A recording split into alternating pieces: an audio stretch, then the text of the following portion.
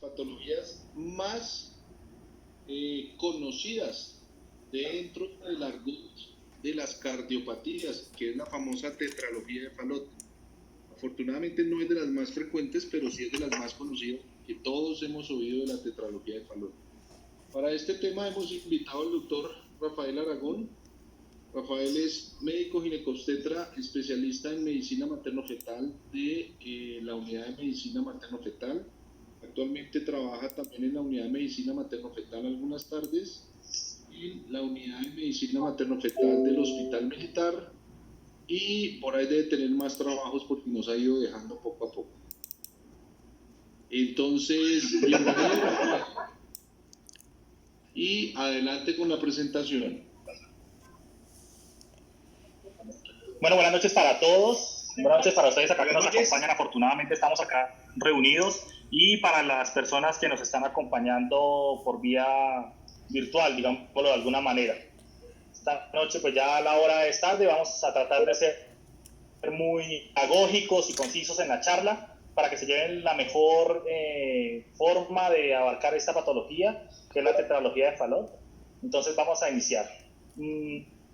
Este va a ser el orden que vamos a tener desde el punto de vista de la charla. Vamos a ver primero las definiciones, el diagnóstico, la clasificación, las anomalías asociadas que están en la tetralogía de Fallot, el pronóstico, el manejo perinatal y el tratamiento postnatal. Entonces vamos a iniciar.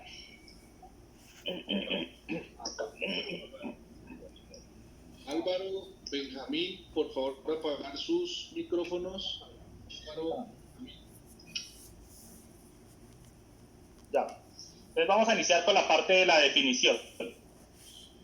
Este personaje en 1888, ¿listo? Que es Arthur Fallot, es un médico francés, describió la primera serie, digámoslo, de pacientes, de 3 pacientes con cianosis, ¿listo? Y que tenía las mismas características los pacientes.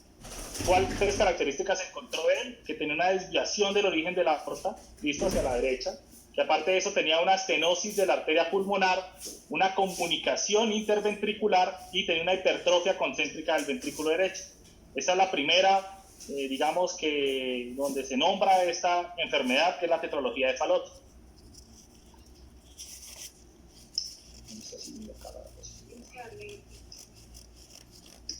Correcto.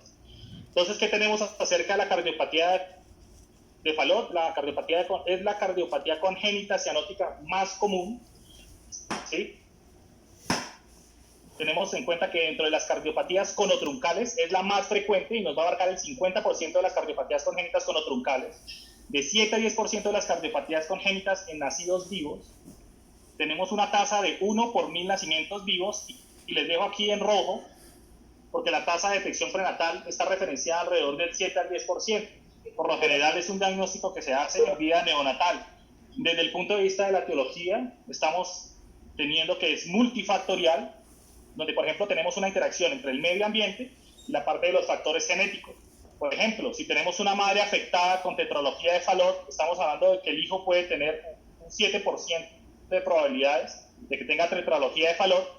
Si por ejemplo tiene un hijo previo, la recurrencia es de un 3% de tetralogía de Fallot, y tengamos en cuenta de que la aneuploidía se va a encontrar en un 30% de los casos, ¿sí?, de tetralogía de Fallot. También está asociado, como decimos, a unos factores o medios, la parte ambiental, donde por ejemplo la diabetes pregestacional, la mamá con fenilcetonuria, el uso de ácidos retinoicos o anticonvulsivantes nos puede presentar, ¿sí?, aumento del factor de riesgo para esta cardiopatía. Entonces, ¿qué es lo que pasa en la tetralogía de Fallot? Tenemos un desplazamiento como tal anterosuperior del septo infundibular con un hipodesarrollo del infundíbulo del ventrículo derecho y de la válvula pulmonar como tal. Entonces, siempre tengamos en cuenta que estas son las características de la tetralogía de Fallot. Tenemos una comunicación interventricular perimembranosa, una aorta cabalgada con dextraposición, una patología de la válvula pulmonar, y les dejo un asterisco la hipertrofia del ventrículo derecho, ya que esta como tal es algo que se va a desarrollar desde el punto de vista postnatal, tanto así que en el punto de vista prenatal, ¿sí?, solamente vamos a ver estas 3 características primero. Entonces, como tal, en el momento en que ahí está la división de nuestro conotronco, ¿sí? Hay una división que es asimétrica y precisamente tenemos ese acabalgamiento que nos va a presentar la aorta, que es la que vemos acá, una aorta cabalgada con esta comunicación. Vamos a volvernos acá estamos. Entonces, tenemos aquí en esta parte la aorta cabalgada como una comunicación interventricular con una patología de la válvula pulmonar. Y recordemos que la parte de la hipertrofia del ventrículo derecho es una característica que no vamos a encontrar, ¿sí?, en nuestra vida prenatal. ¿Cómo vamos a hacer la parte de nuestro diagnóstico ecográfico? Siempre les traigo a colación que ustedes tienen que tener una valoración ecográfica del corazón fetal que es secuencial. ¿Listo? ¿Ok? ¿Qué es lo más importante que ustedes tienen que tener cada vez que vean un corazón fetal? Si ustedes pierden el orden de la valoración del corazón fetal, es muy probable que se les escape algún tipo de malformación cardíaca. Entonces es muy importante que tengan eso. Cada vez que vean la valoración del corazón fetal, tienen que tener una valoración secuencial y segmentaria. Entonces, cuando vamos a ver la parte de 4 cámaras y la vista de 4 cámaras del corazón fetal, siempre vamos a tener en cuenta de que vamos a tener un 4 cámaras normal, y ese es el problema que tenemos, y por eso el diagnóstico prenatal es bajo. Entonces, vamos a ver que tiene una concordancia aurículo-ventricular. Vamos a tener que tenemos un septum primo que está completamente normal, una simetría de las cavidades, ¿sí?, y un retorno venoso que está normal. Entonces, la vista de 4 cámaras es normal, y eso es lo que nos complica el diagnóstico prenatal. ¿Qué podemos encontrar? Una levocardia. Entonces, algo llamativo en la valoración, ¿sí?, del corazón fetal es que vamos a encontrar un eje cardíaco mayor a los 65 grados, que es algo que nos tiene que llamar la atención cuando miremos no solamente la tetralogía de Fallot, sino cuando miremos, ¿listo?, defectos conotroncales. Entonces, ¿dónde vamos a ver nuestros hallazgos ecográficos? Recuerde que cuando vemos el tracto de salida del ventrículo izquierdo, tenemos que ver una continuidad septoaórtica, donde nuestro tabique interventricular se tiene que comunicar, ¿listo?, o se tiene que continuar, es la palabra, con la aorta como tal. Este es una continuidad septoaórtica normal. Esto es una continuidad septoaórtica normal. Cuando perdemos esa esa continuidad septoaórtica, vemos esa aorta que se encuentra cabalgada sobre ese defecto que se ve en el tabique interventricular perimembranoso.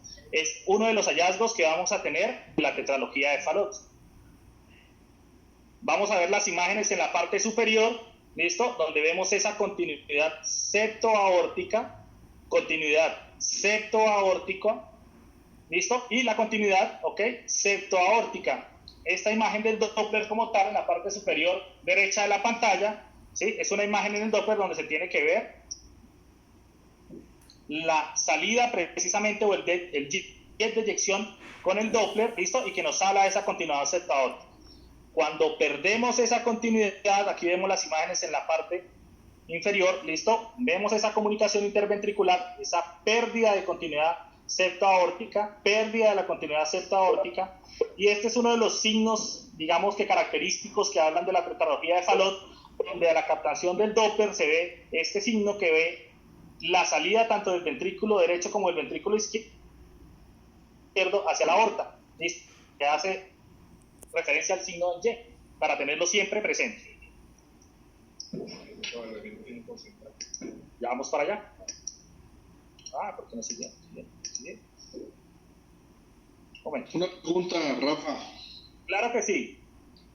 ¿Esto también es llamado mal alineada o está mal implementado ese término? Es un término que uno lo puede encontrar en la literatura, de que precisamente se habla de una comunicación interventricular que se presenta mal alineada, ¿sí? Entonces, digamos que uno cuando lo lee sí lo puede encontrar de esta manera. Y de hecho, en el momento en que uno ve una comunicación interventricular, ¿listo?, perimembranosa, uno tiene que ver precisamente esa alineación. En la tetralogía de Fallot como tal, se pierde esa alineación, ¿sí?, y la puede escribir como una CIB perimembranosa, pero ojo, si yo coloco solamente la comunicación interventricular, no tengo que ver la patología de la válvula pulmonar, ¿listo?, porque entonces estaríamos enfrente de una tetralogía de Fallot, no solamente la comunicación interventricular que está mal alineada. Correcto, es un diagnóstico que se puede hacer. Una CIB de tracto de salida mal alineada. Y siempre que se encuentre, hay que ir a buscar los otros marcadores del falot. Entonces, vamos a ver este video. Vamos a ver si corre. Este es un video donde vamos a ver precisamente esas características ecográficas que estamos. Siempre tengan en cuenta cuando vayan a ver el corazón fetal que tiene que ser una valoración secuencial y segmentaria. Entonces acá precisamente podemos ver nuestro corte de 4 cámaras, ¿ok? Y estamos mirando precisamente que hay un situs vascular y un situs visceral, izquierdo abajo, derecho arriba. ¿Listo? Acá vamos a pasar a la parte del eje cardíaco como tal, donde si se dan cuenta aquí en la parte inferior vemos que el ángulo, ¿listo?, está de 74 grados, donde se ve precisamente que está aumentado. Vemos una comunicación interventricular, ¿ok?, perimembranosa del tracto de salida, que es esta que se ve. Este es un tracto de salida del ventrículo izquierdo, que es el 5 cámara. Aquí la está midiendo, mire, es un defecto que se tiene, listo, del tabique. Este es el defecto que se ve.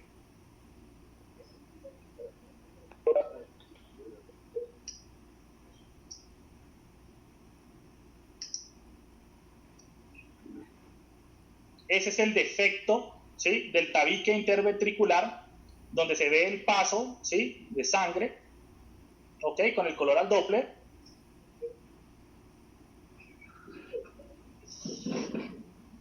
¿Ok? Ahí vemos el defecto perimembranoso.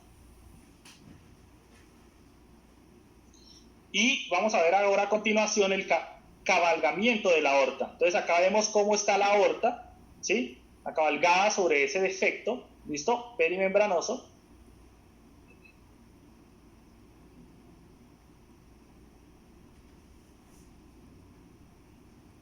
Y este es el signo que hablamos, el signo en Y, donde se ve precisamente que el llenado de la aorta se ve tanto del ventrículo izquierdo como del ventrículo derecho.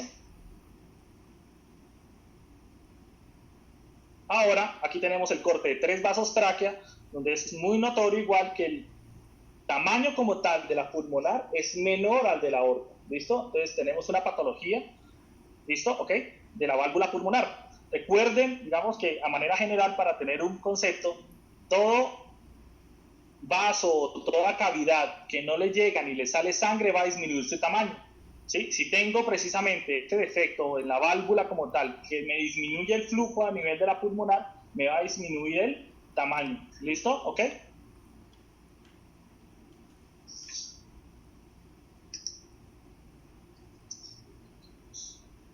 Entonces vamos a seguir con lo siguiente, donde vamos a mirar la clasificación de la tetralogía de Fallot.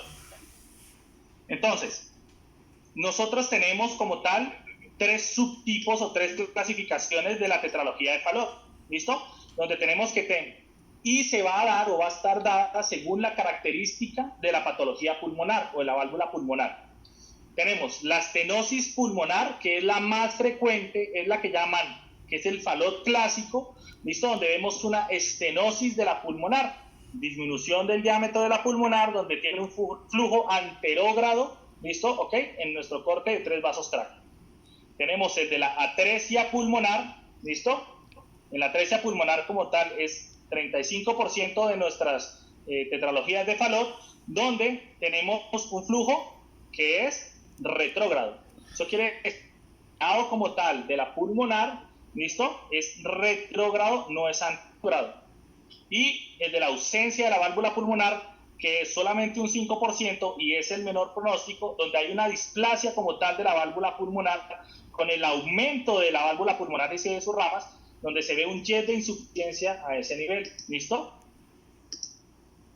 Acá tenemos, por ejemplo, el ventrículo derecho, la válvula pulmonar como tal displásica, con un aumento, ¿sí?, de las ramas tanto derecha como izquierda de la pulmonar, ¿listo?, que es la ausencia de la válvula pulmonar. Entonces, acá en la parte inferior ustedes ven cómo tenemos el corte de 3 vasos tráquea, donde la pulmonar aorta cava siempre va a ir de izquierda a derecha, anterior a posterior y de mayor a menor calibre.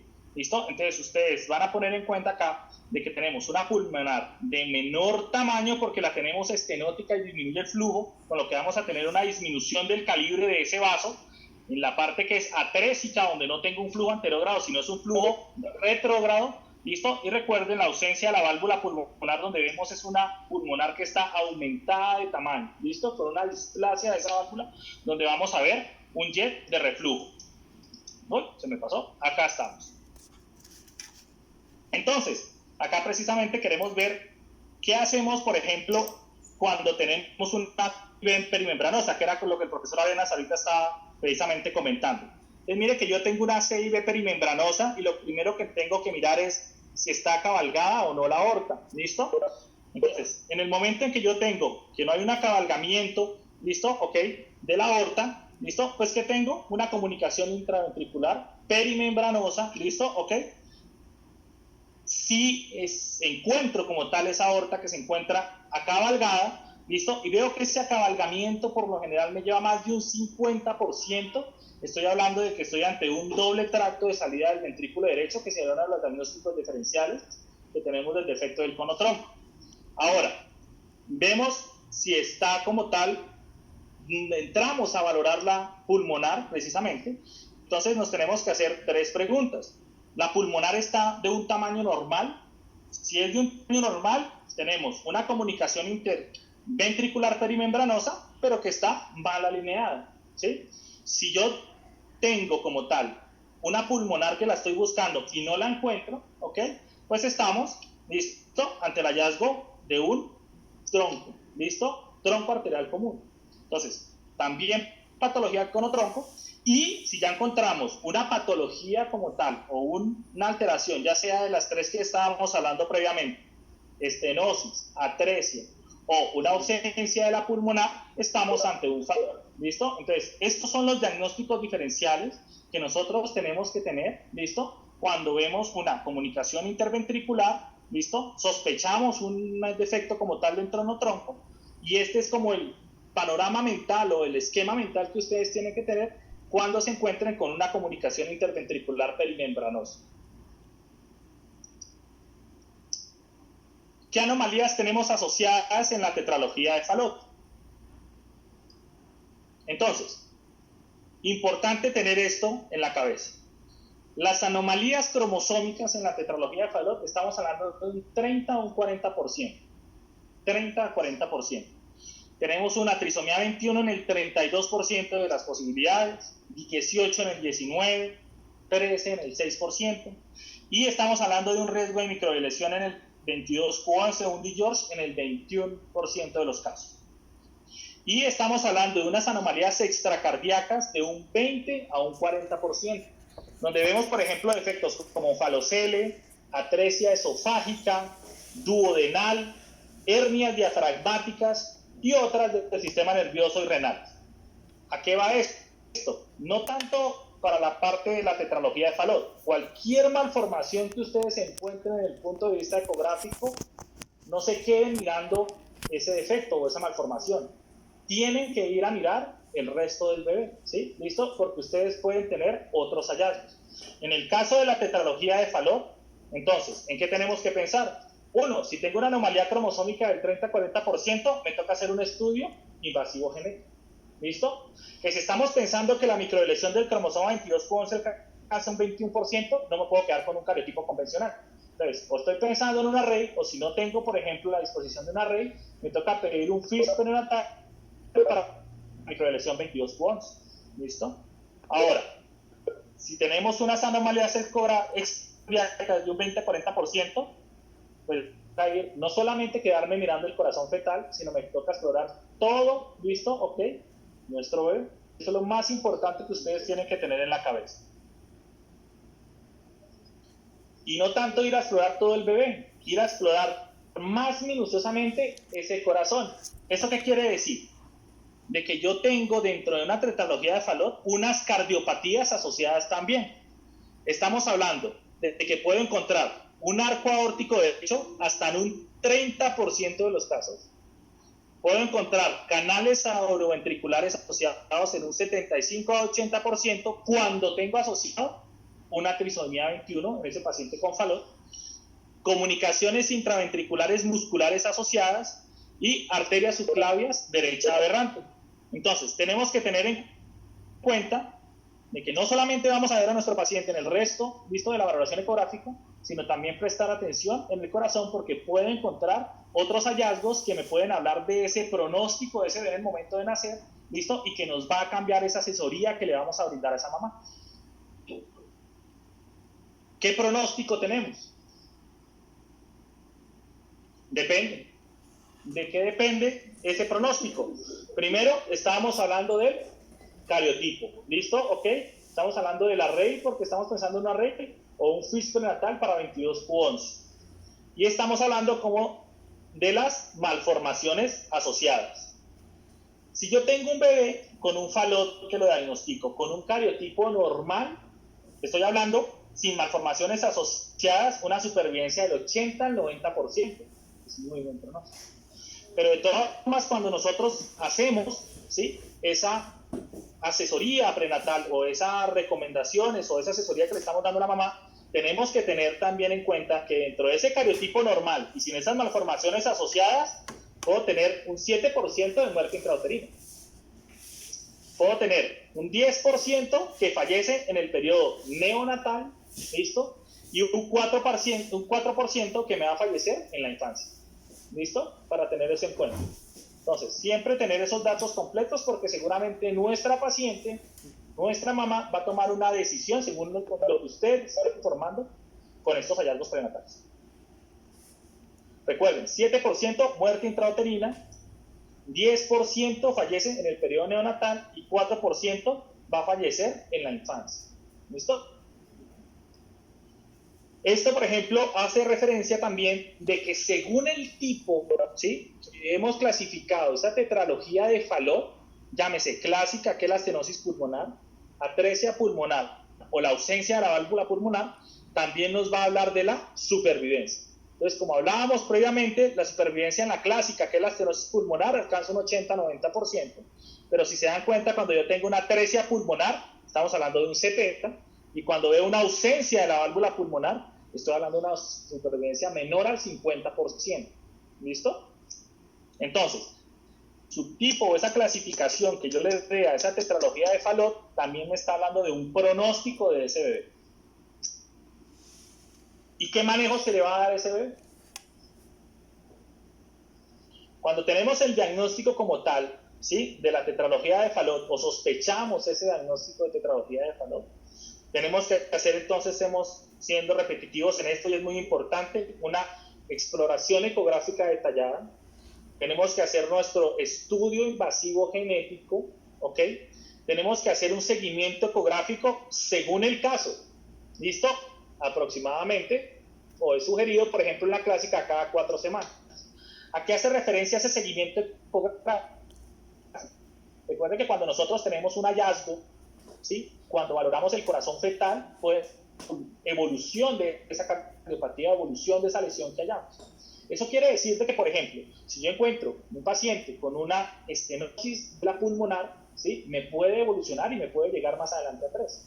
¿Listo? Por eso hago un seguimiento de ese corazón, ¿listo? Ok, porque recuerden que, por ejemplo, el pronóstico y esa información que le vamos a dar a la mamá, ¿listo?, nos puede cambiar en esa evolución precisamente del seguimiento ecográfico. Tenemos que verificar, por ejemplo, aquí estamos hablando de esa estenosis que nos puede evolucionar a una atresia, donde se tiene que verificar ese flujo anterogrado en la arteria pulmonar, ¿listo? Y tengamos en cuenta que el pretérmino no nos va a mejorar el pronóstico, ¿listo? Y siempre la vía de parto va a ser por indicación obstétrica en un embarazo a término, ¿listo? ¿Ok? ¿Qué tratamiento postnatal tienen estos bebés? El tratamiento paliativo, ¿listo?, siempre va a estar antes de una reparación quirúrgica definitiva. Antes, mucho más. Claro, copio. Faltó decir cardiopatía ductus dependiente. Ah, correcto. Aquí estamos, ¿sí?, de que es una cardiopatía ductus dependiente, por aquí lo tenía anotado, pero el profe Arenas, ese es muy buen comentario para que no se nos vaya a escapar. Es una patología ductus dependiente, ¿listo?, precisamente, ¿ok?, para que el neonatólogo información esté, ¿listo? Y tiene que nacer un cuarto nivel de atención donde tengamos toda la disponibilidad para la atención, ¿listo? De estos bebés.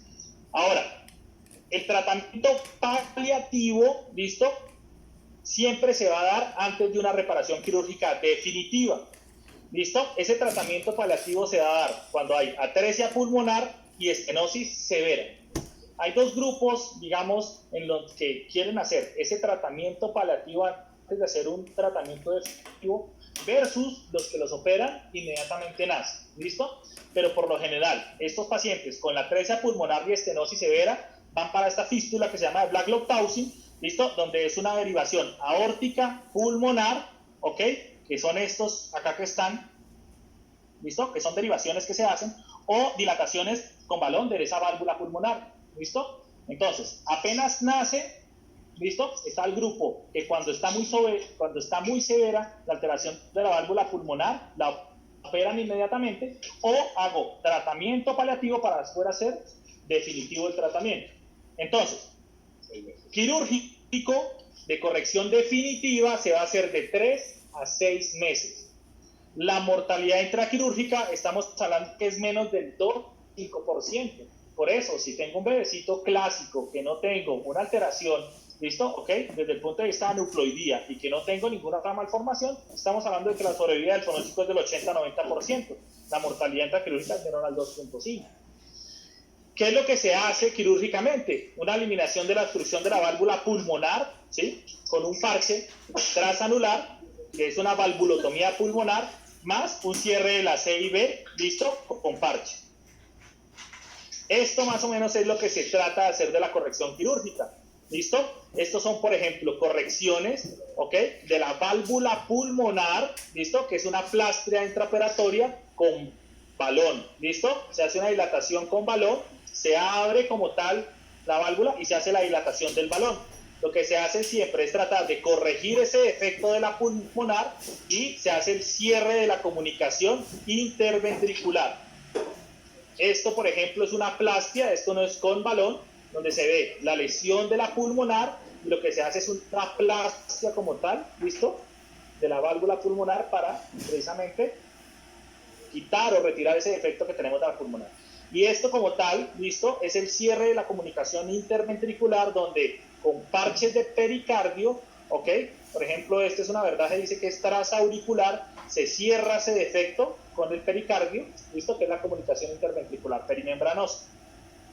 Esta es la bibliografía que utilizamos, ¿listo? Cardiología fetales, curso avanzado también de cardiología fetal avanzada.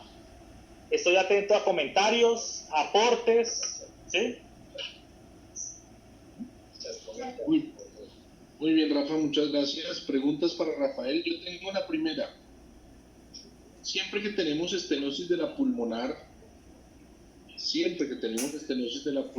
crítica o severa, se piensa en dilatación de la válvula prenatalmente.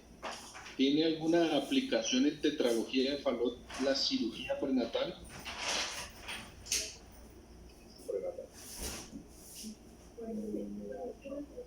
Pues en este momento, por lo general, los artículos y la revisión que tuve como tal no están hablando de una cirugía prenatal como tal que nos mejore el pronóstico. Ahora, ¿sí?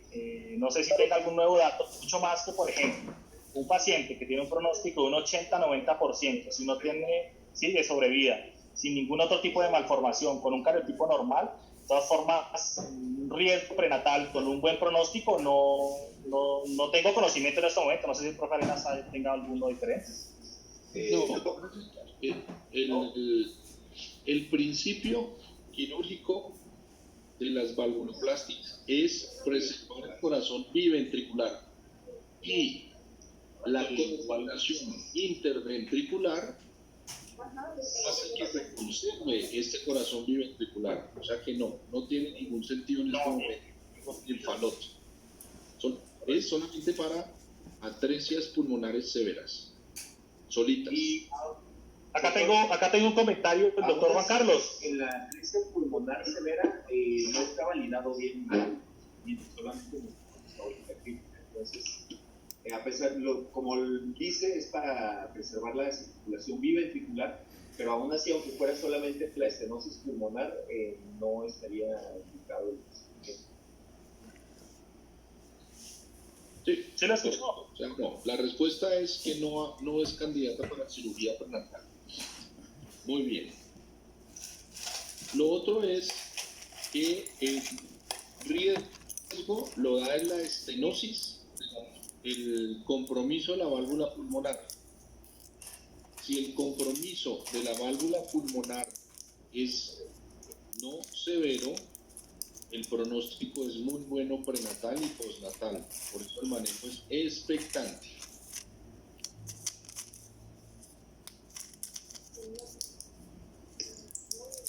¿Preguntas?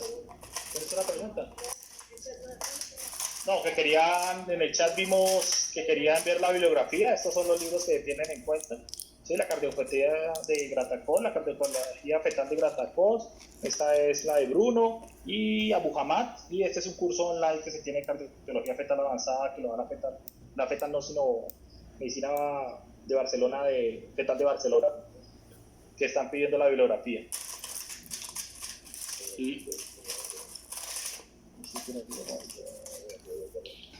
La otra pregunta es, ¿a partir de qué edad gestacional se puede hacer diagnóstico de Fallot, Rafa?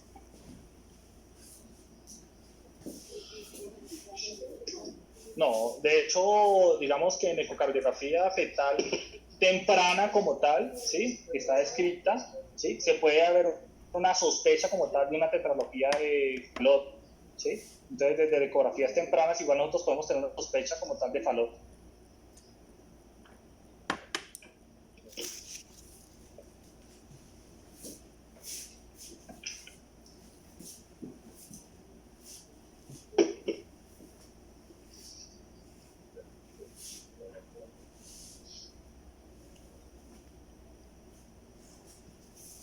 ¿Me escucha? ¿Copia? Sí. ¿Alguna otra pregunta, Rafael?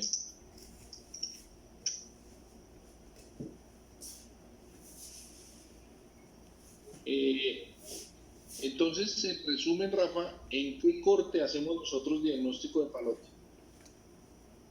Siempre como tal, el corte de Fallot, usted lo empieza a sospechar, ¿sí? En el corte de cuatro cámaras cuando está aumentado el eje, ¿sí? Pero es en el 5 cámaras cuando usted ve la comunicación interventricular que está mal alineada con la patología de la pulmonar como tal. Entonces, usted en los tractos de salida del ventrículo derecho, cuando se enfrenta a una comunicación interventricular perimembranosa y está cabalgada, tiene que mirar precisamente el corte de 3 vasos tráquea si hay una alteración o no de la pulmonar que hace sospechar precisamente la del...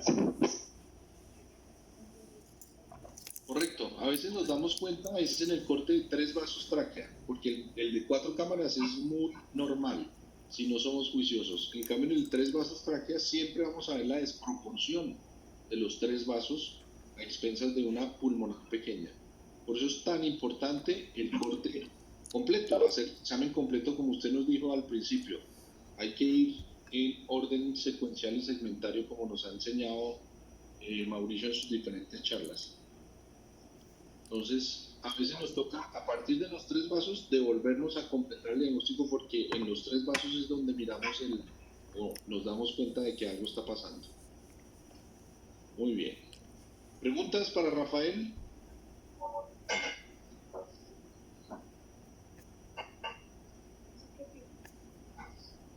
¿Ninguna pregunta? ¿Les quedó todo muy claro?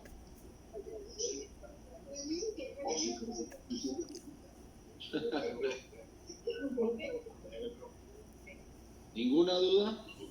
Acá ya los tengo con hambre, entonces no preguntan. Muy bien. Y lo otro que mencionaste es la hipertrofia del ventrículo derecho, que dependiendo de la severidad de la estenosis y del tamaño de la CIB, sí se puede manifestar prenatalmente. Siempre nos han dicho que la hipertrofia de la pared libre del ventrículo derecho no se ve prenatalmente, pero depende de esas dos condiciones, porque hemodinámicamente puede repercutir. Si usted tiene una estenosis severa y tiene una CIB pequeña, porque no tiene que ser grande siempre, se va a repercutir en la función del ventrículo derecho y a veces podemos ver también hipertrofia de la pared libre del ventrículo derecho. Ok. Muy bien. ¿No hay más preguntas para Rafa? ¿Todo les quedó muy claro? ¿Ya tienen listo el Ya tequila para el y examen. ya tienen listo el tequila y las papas picantes? Muy bien. Entonces, si no hay preguntas para Rafael, muchas gracias, Rafa, por su presentación. Eso es lo que queríamos, revisar el tema de la tetralogía de Fallot. Yo creo que quedó claro. Dentro de lo que tenemos que ver es que no todas las patologías ni en los tractos de salida ni en los tres vasos, sino aquí vemos el ejemplo perfecto de la cardiopatía compleja más frecuente de compromiso de los diferentes cortes. Aquí vemos alteraciones de 4 cámaras, tracto de salida izquierdo, tracto de salida derecho y los tres vasos. Okay, hay que siempre hacer los cortes para complementar. Muy bien, entonces si no hay preguntas ni dudas, damos por terminada la reunión de hoy. Para la próxima semana tenemos el tema de miocardiopatías.